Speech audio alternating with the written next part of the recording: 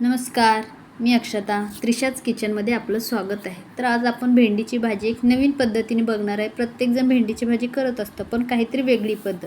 तर इथे मी 1/2 किलो भेंडी घेतलेली आहे आणि भेंडी स्वच्छ धुवून आपण पाणी नितळत ठेवले आहे. एक 5 मिनटं पाणी नितळल्यावरती ती छान अशी कॉटनच्या रुमालाने पुसून घ्यायचे, जेणेकरून भेंडी चिकट होत नाही आणि व्यवस्थित होते. त्यामुळे तर इथे मी सर्व भेंडी पुसून घेतलेली आहे आणि त्याचा पुढचा आणि मागचा भाग कट करून घेतलेला आहे. भेंडीचं इथे महत्त्वाची टिप्स म्हणजे भेंडी चिरताना एकदम बारीक चिरायची नाही, तर असे थोडेसे मोठ्या आकारामध्ये चिरायचे, जेणेकरून भेंडी चिकट होत नाही आणि व्यवस्थित होते.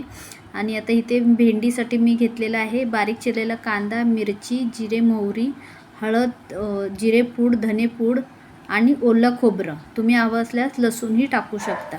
आता इथे कढई गरम झालेली आहे, तर मी थोडंसं तेल टाकून घेते. तेल तुमच्या आवडीनुसार तुम्ही कमी जास्त करू शकतात. आणि महत्त्वाचे म्हणजे इथे तेल खूप कडकडीत गरम करायचं नाही. आपण म्हणतो की मोहरी चांगली तडतडली म्हणजे आपली फोडणी चांगली बसते. तर इथे महत्त्वाचं म्हणजे की कोलेस्ट्रॉलसारखा प्रॉब्लेम होत नाही, म्हणून तेल खूप कडकडीत गरम करायचं नाही. आता तेल तापल्यानंतर मी त्याच्यामध्ये मोहरी, हिरवी मिरची आणि कांदा भाजून झालेला आहे व्यवस्थित. तर त्यामध्ये हे बेसिक मसाले धनेपूड, जिरेपूड आणि हळद टाकून घेऊन परत एकदा मिक्स करायचं आहे.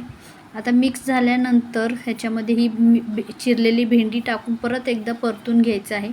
इथे भेंडीवर झाकण ठेवायचं नाही, कारण की झाकण ठेवलं तर इथे भेंडीला त्या झाकणचं पाणी पडून भेंडी चिकट होऊ शकते. त्यामुळे ते चवीनुसार मीठ परत एकदा मिक्स करून घ्यायचं आहे आणि व्यवस्थित अशी भाजी आपल्याला शिजवून घ्यायची आहे. आणि भाजी शिजल्यानंतर आपल्याला ह्याच्यामध्ये ओले खोबरे टाकायचे आहेत आणि ओले खोबरे टाकल्यानंतरसुद्धा खूप वेळ नाही शिजवायचे. एक 5 ते 6 मिनटं परतून घ्यायचे, मध्ये मध्ये परतत राहायचे, जेणेकरून चिकटणार नाही. तर इथे आपली ही भेंडीची भाजी तयार झालेली आहे.